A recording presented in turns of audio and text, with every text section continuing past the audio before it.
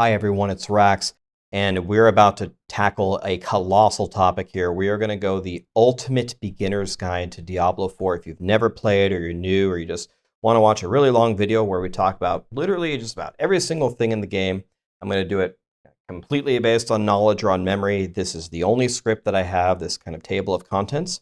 And let me go through and tell you about Diablo 4. That way you can see if it's the right game for you, if you would like to play, and you will at least have a basic understanding of just about everything in the game when you start. Okay, so let's just get right into it. I'm going to try to do this as fast as I can. So, the beginner's guide to Diablo 4. First of all, let's talk about Diablo 4 for a second. Diablo has been a franchise for a long time. We've got Diablo 1, Diablo 2, Diablo 3, and Diablo Immortal for the mobile phone. Diablo 4 is going to do something a little bit different. Diablo 4 is going to be an open world, and it's an ARPG. It's kind of just an action-packed game where you go through dungeons, level up a character, gain a bunch of items, and just get powerful and then slay harder monsters from there. They have seasons where they reset things and they change things and they add new powers. So that's kind of the exciting thing and the reason to keep on playing. So that's what Diablo 4 is as a game. On the launch, there are going to be 5 classes, and let's go through each of them, and let's start with the Barbarian. The Barbarian is probably exactly what you think it is. It's the big melee warrior. They dive into battle. They have a lot of the skills that have been used in the previous Diablo games. They have Whirlwind. They have the one new one is Upheaval. It attacks at range. They have Ren, which is kind of a bleed. They do massive shouts, which help out not only you, but your teammates. They can leap. They can charge. They can spear people. And it's kind of the big tanky melee character, ferocious fighter, if that's the style that you like. So we go for the Druid. The Druid is the shapeshifter. You can be in human form doing like nature or earth or storm elemental damage, or you can shift into a werewolf and be a werebear, and you can shift between them, which if you build a certain way can be very helpful, or you can stay in like one true form, like werebear or werewolf, and that also works too. Then we go to the Necro, kind of the commander of the undead. They've got skeletons, they've got golems, they do bone skills, blood skills, they curse people, kind of the undead class. Then we have the Rogue. It's the very nimble melee fighter, different from the Barb, relies more on like high mobility to stay alive rather than just raw tankiness. They can shoot bows, so they can attack at range as well. And then finally, the Sorcerer is probably exactly what you think it is, just the master of the elements. Their attacks are based on fire, lightning, and cold. You can go like one full element, that works, and kind of mixing and matching has kind of become appealing as well, and they have some ways to do that to make very powerful stuff. So let's talk about builds and how a build actually works. And we will use Diablo4builds.gg because Maxroll is releasing all of their brand new stuff on the 30th. So I think this is going out on the 29th, so it'll be the very next day. So check out Maxroll, but for now we'll use Diablo4builds.gg. And let me just pull up a guide here, and let me just walk you through how a build even works.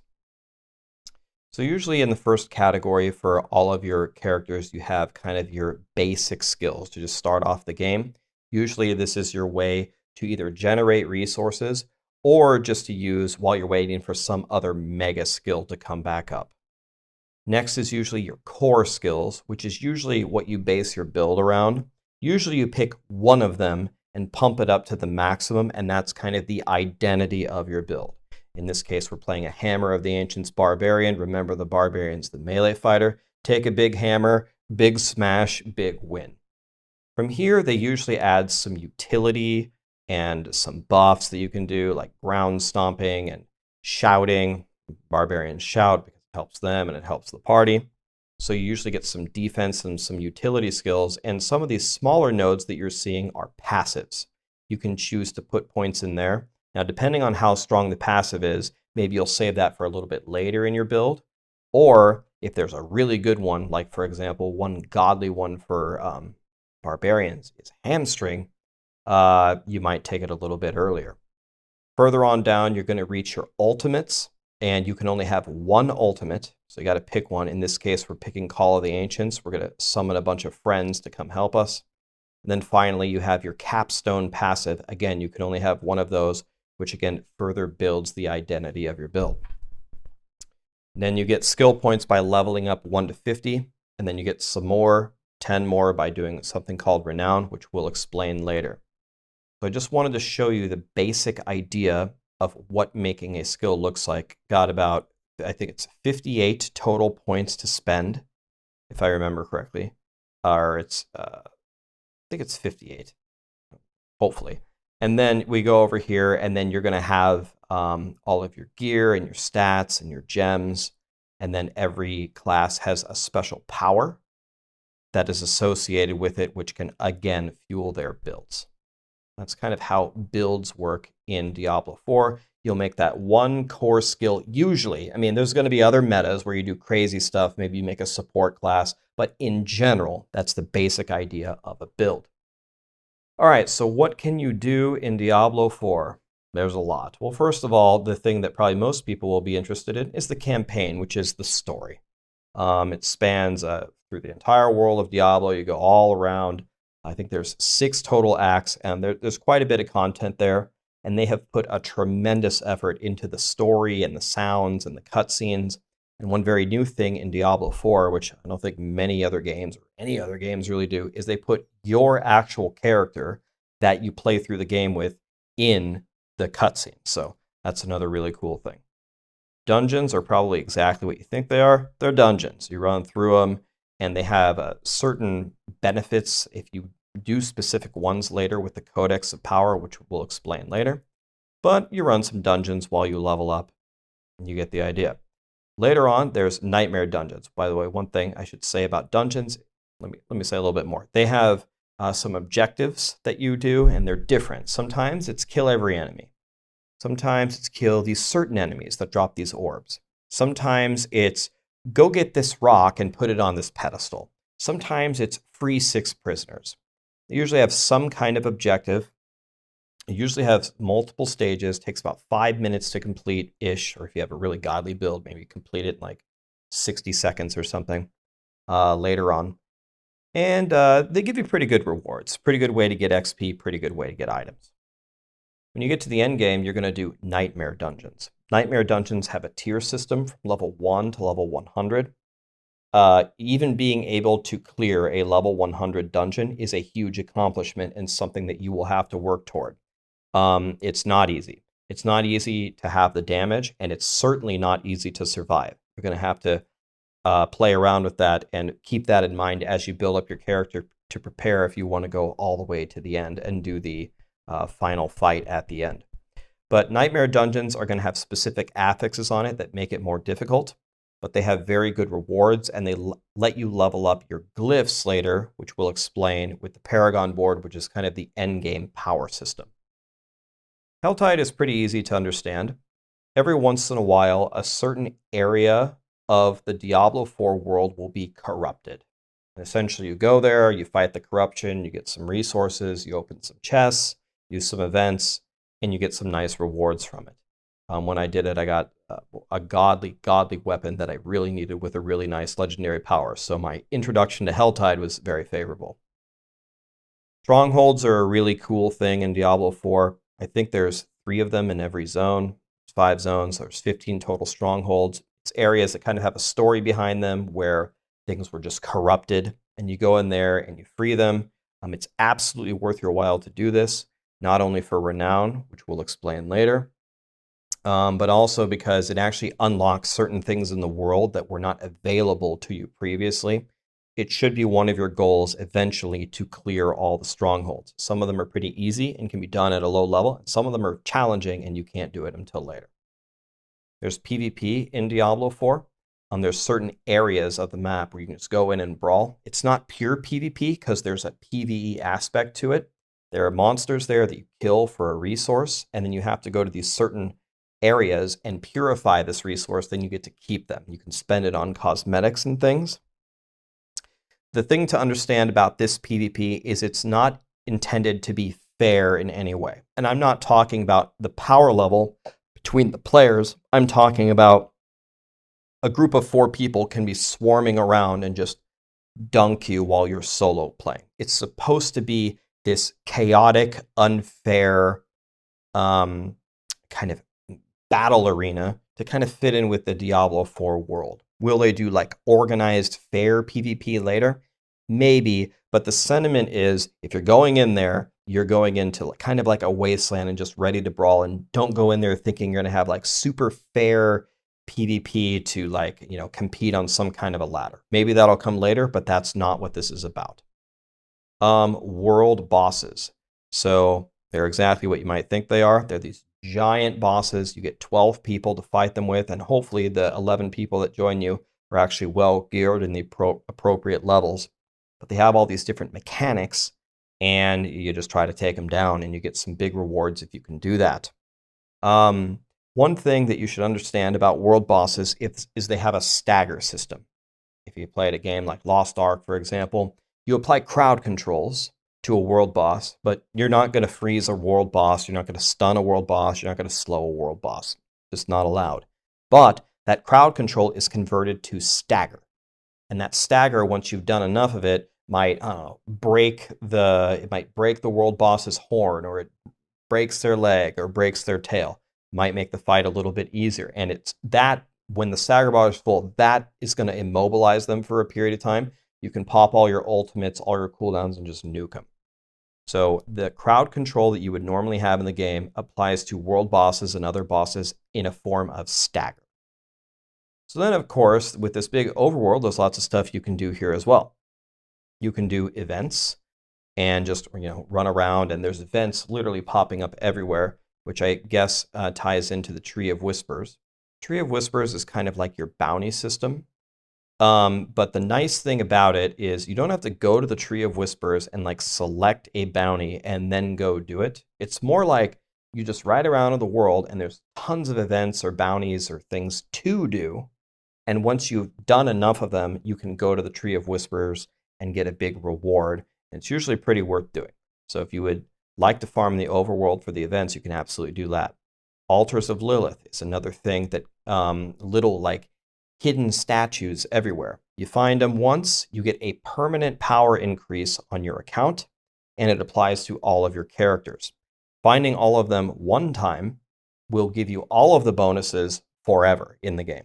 Meaning, when Season 1 comes out and everything is reset, if you found all the Altars of Lilith, you will start with all the Altars of Lilith and all their stat bonuses, and you don't have to find them again. You only have to find enough to max your Renown, which we'll talk about in a second. But luckily, you don't have to find all of the Altars of Lilith to max your Renown, so you don't have to find them all in every season. You only have to find enough to hit the final level of the Renown, which is a lot easier. Cellars are kind of a cool little thing in the game. I actually like them. They don't really seem to have a specific purpose, but they're a very, very short dungeon. I'm talking like anywhere from 10 seconds to 60 seconds. And you just walk in and it's kind of just like a little mini boss fight or something. Sometimes it's a bunch of treasure goblins. You never know what's going to be in there, but it's a very, very short little kind of basement to go in, do a little event, get a little something. Maybe you'll get a nice yellow while you're leveling. So they seem to have balanced it pretty well. It seems kind of worth it if you want to jump in there and fight them. Side quests. What would an ARPG or an MMO or whatever this is be without side quests? Side quests, again, factor into your Renown. They're everywhere. They're all different kinds. You know what a side quest is. You either pick it up explicitly in the town, or maybe you find a secret love note that you killed a boar, and out of its stomach dropped a love note, and you have to bring the love note to this person. Get this person their picnic basket. You have no idea. Whatever, anything. But the side quests are going to factor into Renown as well. Then, of course, you can run around and mine and pick flowers. This is channeling into our old World of Warcraft days. The mining and the herbs give you a lot of resources that you need, especially for like creating potions and elixirs and stuff like that. Okay, so let's talk about Renown. This is very, very important to understand. Renown is essentially your fame in Diablo 4. It's kind of like being exalted in World of Warcraft.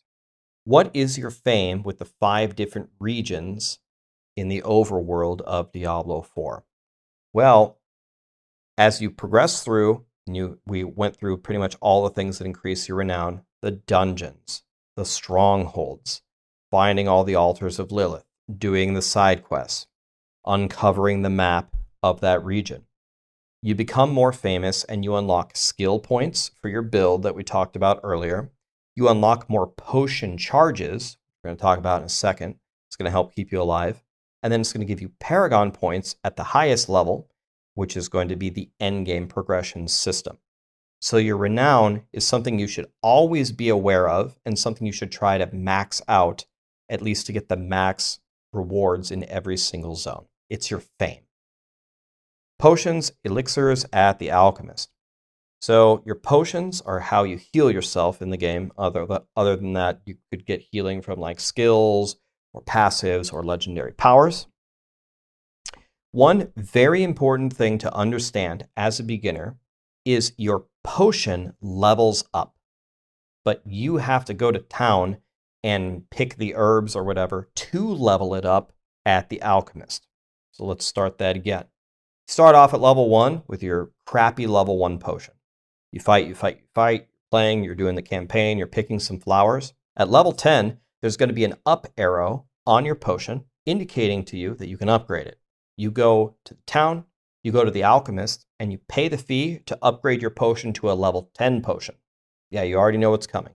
You level up to 20, you pick some more flowers, gives you the up arrow, go back to town, go to the Alchemist, pay the flowers, upgrade it. Once you've upgraded it, your potion just got better forever. Then your potion has charges to it. You get more charges by completing Renown. The more fame you have, the more potion charges you have, the more you can use during boss fights. Potions can drop randomly from monsters. They drop very commonly from clickable things.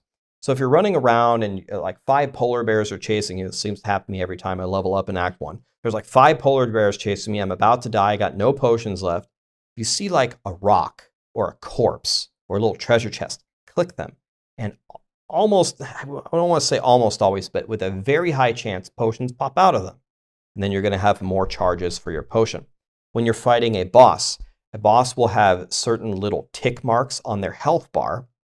And when you cross one of the tick marks, they're going to drop you some potions. So you might start with like 5 potions. You're fighting. It's a tough fight. You're out of potions. You're almost out of life. But you see you're about to cross one tick bar. That's why I have this little draw box here.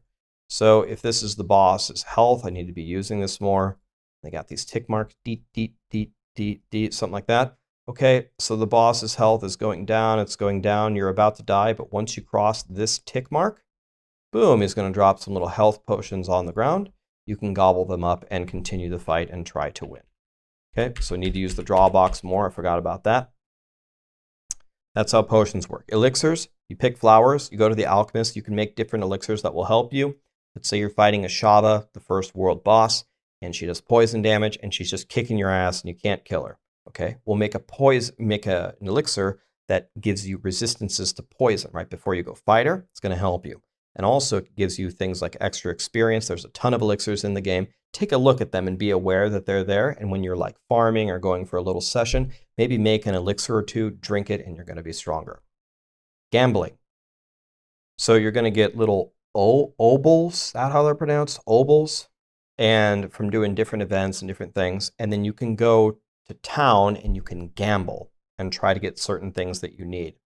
It's usually very good. I think they nerfed this, so now it's a little bit more in line. But it used to be very good to gamble gloves because it was the cheapest way to get offensive aspects. But I think they increased the cost of gloves.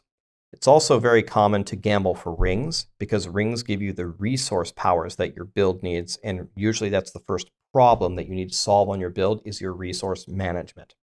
So you get the obols, you go to town, you exchange them for gambling, and you try to get yellows and legendaries. It's had different powers in the different testing phases. It's gone from like being super insanely overpowered to completely worthless. But I think they hit some kind of middle ground here, so they are something that you should be looking for. Oops, let me get the green here. My bad. I want to just check mark where I am. Okay, we did that. Blacksmith. So the blacksmith is exactly what you think it is. You go there and you can destroy the gear that you find for certain materials that you will need later for the legendary powers and the Codex of Power and the Occultist and things like that we're going to see in a second. And you also need it for the blacksmith itself to level up your gear. So you can level up your gear, and it just literally just straight up increases the power level, the item level, which I guess is something I should have explained somewhere. But every single item has an item level. The higher item level you have, the more powerful it is. Maybe I'll explain it, hopefully, if I remember, when we talk about the difficulties and item tiers. Anyway, at the Blacksmith, you are going to upgrade your gear, and it's just going to hit harder, and it's going to improve the stats. So you don't want to do this too much while you're leveling, because your gear is always being replaced. But let's say, for example, you're leveling up and you find a pair of boots that has like a max roll of movement speed. It's got like plus 10 movement speed. Well, obviously that's godly for leveling. You could put a couple upgrades on those boots to actually increase that 10% movement speed a bit higher. Maybe get it to 12. And now all of a sudden, now you're cooking. So the Blacksmith upgrades your gear, destroys your gear for materials that you need later. The Occultist. Now, the Occultist is extremely important, probably where you're going to make or break your build. But the Occultist can do tons of different things. The Occultist can re-roll one stat on your gear. The Occultist can extract legendary powers. The Occultist can imprint legendary powers. And we're going to talk about them in a second. But understand that the Occultist is kind of this tricky little vendor that you're going to be very familiar with, hopefully, in town, that is going to manage your legendary powers and kind of how your items finally look with the rolls that they have on them. The Jeweler is probably exactly what you think it is. The Jeweler not only upgrades your gems, unsockets your gems, but Jeweler can actually put sockets on your gear. Put sockets on the gear, then you put gems in the gear, and it could give you more damage, or it can give you more defense, or it could give you more life. So you look at what gems would be good for your build. You go to the Jeweler, you find a bunch of them, you upgrade them, you put them in your gear. When you don't want them anymore, you want to change them, you unsocket them. You probably understand that. It's pretty easy to grasp. Legendaries. Oof. Okay, this is a big topic. Let me try to summarize it very quickly. So legendaries have different classifications, and their classification is going to determine what armor or weapon piece they can be put on. So legendaries might be offensive, they might be resource based, they might be defensive, or they might be utility. For example, an offensive legendary power can be found on weapons and offhands, and rings, and amulets, and gloves. That's just what it is. I'm not going to rattle them all off for you. This is the beginner's guide. Let's keep it simple. But just understand that there are different legendary categories: offensive, defensive, utility, and resource. And they can only be found on specific item pieces depending upon what classification they're in. There is another way to complicate things. When you put an offensive aspect, legendary aspect, an aspect is the term for the legendary power itself. What does the legendary power do? When you put an offensive aspect on those different item slots, it gives you a different power level. So let's go to our little draw box here. So we got our gloves, we got our amulet, we got our rings. Let's say we're playing a rogue. We got our two-handed bow, and we got our two daggers, right? Let's say that, obviously in the end game, you're going to want a legendary power on every single one of these pieces. But these pieces are not created equally, because you get the normal value, put an N by it, you get a normal value of the legendary power if you put it on the gloves or your rings or any one-hander. Normal value, normal value. If you put it on your amulet, you get a 50% bonus. So let's say you had a legendary power that says you could do 100% damage, 100% more damage. Well, if you had an amulet, if you put that power here instead of on your ring, you would get 150. For your two-hander, you would get double. It'd be plus 100%. So that would turn into 200% damage instead of the 100. So where you put an offensive aspect matters. It's not just for that, though. It also matters for other things. So let's take the same situation. Let's go back. Let's get rid of all these ends. And let's say, okay, I got an offensive aspect that I want to put on. I don't want to put it on my two-handed bow, and I don't want to put it on my amulet. It doesn't need to be that much more powerful. Does it matter if I put it on my gloves, my rings, or my one-handers if they all have the same value? And the answer is yes, it absolutely matters. The reason why is your rings are the only slot that can roll the resource powers. Remember how they have different categories? Resource, unless they change it on launch, can only be put on rings. So if you can help it, you don't want to take up these ring slots because you want to put resource powers on them usually. So it does matter, and then you could throw it on one of these. Final question. Do you think it matters if you put it on your gloves or on your two weapons? The answer is yes, it matters. Reason why is, let's say you're leveling up as a two-handed dagger rogue.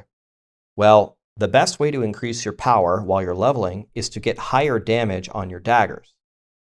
So if you go to the Occultist to put on a legendary power on one of your daggers, let's say right here, well, in 10 levels, you might find a dagger that's just way higher damage than this one. But this one's stuck with that crappy legendary, well, not the crappy legendary power, but it's a good legendary power, but now it has crappy damage because you leveled up and you want this new one. Well, because you put it on this dagger, now you're in this weird situation where you paid the money to put the legendary power on, but now how are you going to put it on your new weapon? If it's not a Codex of Power thing, which is what we'll talk about next, you're just out of luck. So if you put it on your gloves, 10 levels later, you don't really need to upgrade your gloves. So the gloves would be the best choice in this scenario. Probably that might have already gotten too deep. What I want you to remember about legendaries, they have a category that goes to specific slots. They have a different power level for the offensive slots, and it's not just slap it anywhere. Once you understand the mechanics of how it actually works, there usually is, if not a right answer, a good answer for how you should do it. Okay, so that is our legendaries. So now let's talk about the Codex of Power, which directly ties into legendaries and is extremely important for leveling and borderline useless for the endgame. So in Diablo 4, you have a big open world, and there's 100 or more dungeons everywhere. Every one of those dungeons is attached to a certain legendary power. Not every legendary power is covered, but 100 of the legendary powers in Diablo 4, or whatever the number is, one of them is attached to each dungeon. And if you complete that dungeon while you're leveling up, you have unlocked the ability to use it in the Codex of Power. So let's take an example. Let's say I'm playing a Necro, and in Act 2, there is some dungeon that makes my bone spear do double damage. Okay? And let's say that this power, again, it's attached to one of the dungeons, and let's say you can either do 2 times damage to 4 times damage. Just make something up. Okay, so when I get to Act 2, if I go clear the dungeon, we'll call it the Feral Den. I think that's the name of a dungeon. But I'm sure there's not a Bone Spear power attached to it. We clear the Feral Den one time. It's going to unlock this Bone Spear Codex of Power to be used at the Occultist to put on our gear. But one thing to understand is when you unlock this power, where Bone Spear does 2 to 4 damage, it always lets you imprint, that's the verb that they use, to take a legendary aspect or Codex of Power to put on an item. You're imprinting it onto that item, infusing it with that power. It always takes the minimum value. So let me say that all again in simple terms. You find the legendary power that you want that's in the Codex, if it's in the Codex. Go to that act and you clear that dungeon. You have unlocked it. you have unlocked the ability to imprint its minimum power on gear while you're leveling. This enables you to kind of make your build come online, but you're going to have to go out into the open world and find it again at a much higher level for your endgame build. So the Codex of Power is a good way to get a couple key legendaries for your leveling build, do some dungeons, go to town, go to the Occultist, infuse it on certain items. Again, remember the legendary categories and where they can go, and don't put it on your main weapon. Do some tricky stuff, and then you're a hell of a lot more powerful while you level, and you know you're going to have to find it later at a higher power level to finish off your build. It's a pretty good system once you understand how it works. Got to know how it works in the leveling guides. Maxroll will make a recommendation in every single leveling guide of what are the top 3 Codex of Power powers you can get and exactly how to use that. So let's go to uniques now. So uniques are very, very rare and potentially very, very powerful items. Some of them are, without exception, the best in the game, and some of them are probably borderline useless. But it's supposed to be just a feel-good moment in the end game where you get a unique and you're like, holy cow, this is incredible. An example is the Grandfather. It's just this giant sword, and a lot of builds, like let's say the Whirlwind Barb, are just looking for that because it should give you a massive damage increase. They are supposed to be, at least some of them, extremely rare, so if you find one, you're lucky. You cannot find them while leveling up because you need to be on World Tier 3 minimum for them to drop. So we'll explain difficulties here in a second. Got to be on World Tier 3 to get the uniques to drop, so you won't get them until later. Mounts are probably exactly what you think they are. And holy cow, Blizzard has improved these over like the testing phases of Diablo 4. They're actually pretty good now. Get your mount a little bit of the way through the campaign, and your mount is your friend now. And it's very, very fast, and you can just traverse the giant open world on your mount if you want to get from A to B and ride them in towns. They're very nice. You can find different mounts by doing different achievements. I think they're giving away mounts on Twitch if you watch streamers. And there's not only that, there's also mount like customizations and additions like saddles or the Horn of Ashava that we want in the Server Slam. So hopefully by the end of Diablo 4's lifespan, we're riding like a fiery skeletal horse with huge flame wings with all of our mounts of all of our successes in Diablo 4. It's a pretty good system. They've improved it a lot. I'm kind of impressed by that. Trading is important in Diablo 4. There are some important things that you will be able to trade. Some of the important things, I think you can trade elixirs. I think you can trade gold, which is going to open up a tidal wave of all the Chinese third-party real money transaction sites, but oh well. You can trade yellows. And finding a really godly yellow in the end game that you trade to somebody, which they can imprint at the Occultist with a legendary aspect. We're using the vocabulary we've learned here. Imprint the legendary aspects at the Occultist on these godly yellow items can, make something incredible that could be worth a lot.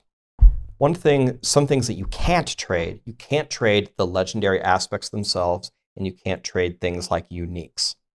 So the trading system is letting you switch around some things of value, but that seems to be most of the best things in the game you're going to have to find yourself, which is probably a decent system. Difficulties and item tiers. Okay. Difficulties.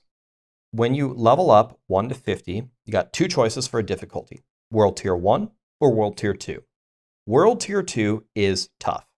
If you have a very strong class, if you're a very good player, and if you have a basic understanding of how the Codex of Power works to grab some legendaries that help you, and honestly, a little bit of luck will help you as well. If a druid finds the pulverized shockwave legendary, you're just going to raffle stomp Tier 2 the whole time. But in general, most people should play on Tier 1 instead of Tier 2, because Tier 2 is quite a bit harder. Tier 2 gives you a bonus in experience and gold drops, but it doesn't give you actually better items. The monsters are actually smarter. Their AI just gets better as you improve. And so maybe start off in World Tier 1, in World Tier 2, unless you're playing hardcore, and give it a shot. See how you do. Let's see how the first boss fight goes. But once it gets too hard, you can either log out and change it to World Tier 1 at any time, or you can just go to the main town at the statue at the top, change it at any time. So you can go back and forth. World Tier 1, World Tier 2 is for leveling up. When you complete the campaign, and when you complete the capstone dungeon to go to the next tier, you get World Tier 3. World Tier 3 is going to give you a much bigger boost, and it's going to unlock a new tier of items, sacred items. They're way better than what you had before. You play on World Tier 3 for a while, and then when you're getting close to 70, there's another capstone dungeon. And then if you beat that, you'll be on the final difficulty, which is Torment. Torment is going to be way harder. The monster AI is going to be tuned way up. They're going to try to just absolutely destroy you any way that you go. Their damage is way higher. Their health, it's way harder. But you unlock another tier of gear, which is Ancestral. And remember that when you have legendary aspects will have a tier to it as well. So the ultimate goal is to get ancestral items, and then you need the ancestral legendaries on them, and then you will have a fully powered character, as we talked about earlier, to go for the level 100 Nightmare Dungeon. Remember, I'm warning you, it's not just about your damage. You also have to think about when you're making your builds, as we looked at, you've got to build in some survivability, unless you're an absolute god and you can just dodge everything. Remember that. So that should cover the difficulties in the item tiers decently well. So let's look at the Paragon. And maybe the best way to look at the Paragon would be to go back here and the Paragon. So let me go to my builds. Let me go to an early Paragon board. This is good. Okay, so your Paragon board is what you're going to do in the end game to power up. There's a lot to explain here. This is the beginner's guide, so let me just give you a high-level overview. You have starting board, and then you're going to move forward, and then you're going to attach a board when you finally step here. When you attach a board, you're going to have a bunch of different choices, and the choices are going to be named after the legendary node. Every single board is going to have a glyph socket, and it's going to have a legendary node. There's a ton of analysis you can do on what's the right board to pick, in what order, what are the right legendary nodes to pick up or dodge, what glyphs should you pick up, and in what order. It's a very, very kind of complicated system, which the more you theory craft, the more complicated it becomes. We're going to skip all that for the beginner's guide. Just know that as you level up, every quarter level you get after 50, you get a Paragon point. So you're just going to be walking through. It's going to give you basic stats. The thing that you really, really need to understand is when you get to the glyph socket in every single board, you can place a glyph in it. A glyph is like a legendary gem in Diablo 3. It's the thing that you find and you level it up by completing nightmare dungeons. At the end of a nightmare dungeon, they're going to let you pick a glyph and level it up. And glyphs have a power, an additional power, a requirement, and a radius. Okay, I'm going to try to make this not very complicated. Essentially, you find the glyph, and you find the ones that you really like, throw them in here, and you see this little red box. It's got a radius to it. You read it, and it says, okay, it gives you this power, and it requires that you find 25 decks within that radius to unlock the power. Okay, so you throw it in there, and these little hand icons with the swords symbol dexterity. So 5, 10, 15, 20, and this one is 7. That's 27 decks. So I've unlocked the additional bonus of the rare glyph. Later on, when it gets very powerful, the radius actually increases to 4. So it would make this red area bigger, which makes it not only easier to get the bonus, but it also pumps the glyph's power itself. Because as the glyph levels up, it's going to give you a higher bonus compared to the stats that you select within the radius. And so how could I summarize this very simply? Paragon boards, move through the boards and select the boards based on the legendary node if you want it. Otherwise, the glyphs and the rare nodes within the radius. Pick glyphs that are really going to help you, level them up, and make sure that within the glyph, you activate at least its secondary power, but usually you want to take every single node that pumps it. So this one, every 5 decks, you're going to do more damage. Usually you want to take most, if not all, of the dex nodes within the radius, because pumping these glyphs is pretty much the most important thing. It's a colossal either damage or survivability or quality of life increase. Usually you pick up 1 or 2 legendary powers and you spend the rest of your time pumping these glyphs. Hopefully that wasn't too complicated. It's not supposed to be something that you can solve in 3 seconds. It's something that you're supposed to sit there and plan for. But that's what build guides are for. If this is giving you anxiety, you're like, oh, I'm never going to do this. No problem. We have a full team of people making these boards all the time, theory crafting ways to make them better. We're not geniuses. There is a 0% chance a single one of our Paragon boards is going to be perfect. We understand that. The community will make a bunch of Paragon boards, and already by season 1, we'll have some godly layouts for every single build, for every single class, not only from Maxroll, but just from the community in general. That's Paragon. Oh, nice. I also talked about glyphs at the same time. Glyphs, you find them, you level them up, you put them in, they have a radius, they have a secondary power, you activate the secondary power, you level them up, the radius increases, you pump the stats, and then you clear the level 100 Nightmare Dungeon. Yeah, it was simple, right? Well, that was a lot. How long? I don't even know how long I talked for, but that went better than I thought it did. But you guys let me know. Did this guide help you? If it was garbage, you can tell me. My feelings might make a full recovery, but I wanted to make a video. Complete beginner's guide to D4. This is, if I missed anything, I try to talk about almost everything in the game. If you have even the slightest basic understanding of these concepts going in, you will have a huge advantage over people that just start off in the cave and they're like, oh, what's this? What's this legendary power? What can I do with this? Let me say one final thing that I don't think was covered here. One final topic, gold. Gold is important. So don't willy-nilly spend gold, especially early game on things. If you're not sure if you should spend the gold or not, just don't spend the gold, because you're going to need it later for respecking things, upgrading your gear, imprinting legendaries, paying for sockets, upgrading your gems, buying elixir, and everything. Everything costs gold. Did a pretty good job of making it valuable, so don't go willy-nilly spending it. Anyway, I hope this guide helped you. I'm going to stop talking. Many more videos are coming. Thank you so much. And by the way, lately the YouTube has been absolutely exploding, been meeting a lot of new people. It's been a lot of fun. I'm glad to have you here. Thank you.